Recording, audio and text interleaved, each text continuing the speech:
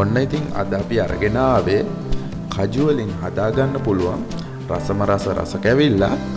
මේකට අමුද්‍රව්‍ය දෙකක් විතරයි යන්නේ. ඉතින් අපි බලමු මේ රස කැවිල්ල කොහොමද හදාගන්න කියලා. ඕගොල්ලන්ට අවශ්‍ය වෙනවා කජු. මම නම් මෙතන කජු අරගෙන තියෙන්නේ කජු ගෙඩි. ඕගොල්ලන්ට පුළුවන් කඩෙන් කජු මද ගන්න. එහෙම ගත්තොත් හරිම ලේසියෙන් ඕගොල්ලන්ට මේක හදාගන්න පුළුවන්.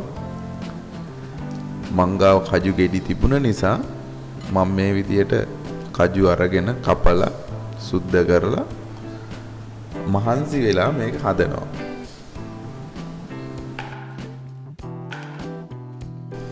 ඉතින් මේ විදියට කජු මද ග්‍රෑම් 200ක් විතර අපි අරගන්නවා. අරගෙන ඉවර වෙලා මේ විදියට සෝස් පෑන් එකක් අරගෙන ඒකේ මේ කජු මද ටික බැද ගන්න ඕනේ. ඔයගොල්ලෝ කඩෙන් ගෙනාව කජු මද ටිකත් මේ විදියට බැද ගන්න. මම මේ කපලා සුද්ධ කරගත්ත කජු ටිකත් මේ විදියට බැද ගන්නවා. මොකද අපි මේ ටික බැදගෙන මේ කජු වල තියෙන පොත්ත ඉවත් කරගන්න ඕනේ. ඔයගොල්ලෝ කඩෙන් ගෙනාවු කජු වල නම් මේ පොත්ත නැහැ. ඒකෙන්ද ඔයගොල්ලන්ට ගොඩාක් ලේසි මේ රස කැවිල්ල හදාගන්න. කඩෙන් කජු ගේනවා නම්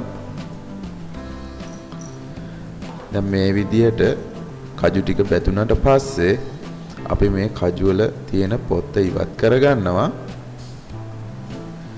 ඊළඟට අපි සීනි ග්‍රෑම් 25ක් 30ක් වගේ සෝස් පෑන් එකකට දාලා මේ විදියට රත් වෙන්න තියෙනවා. එතකොට මේ විදියට සීනි ටික උණු වෙනවා ඔයගලන්ට පේනවා. දැන් මේ විදියට සීනි ටික හොඳට උණු වෙන්න ඕනේ.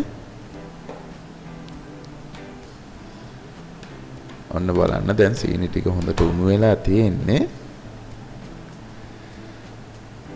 මේ වගේ පාටක් එනකම් සීනි ටික උණු කරගන්න ඕනි. ඊළඟට අපි මේකට වතුර ටිකක් දානවා. දාලා ඉවරලා දැන් අපි මේක හොඳට කලවම් කරගන්න ඕනේ.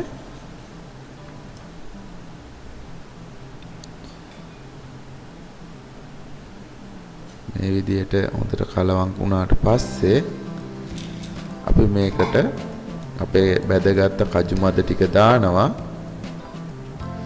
දාලා ඉවරලා මේ විදිහට හොඳට මික්ස් කරගන්න ඕනේ. ඉතින් විනාඩි 15කට විතර පස්සේ ඔයාලට පුළුවන් මේකේ රස බලන්න. ඉතින් මේ රස බලලා ඉවරලා අපිට රස කොහොමද කියලා කමෙන්ට් එකක් දාගෙන යන්නත් අමතක කරන්න එපා.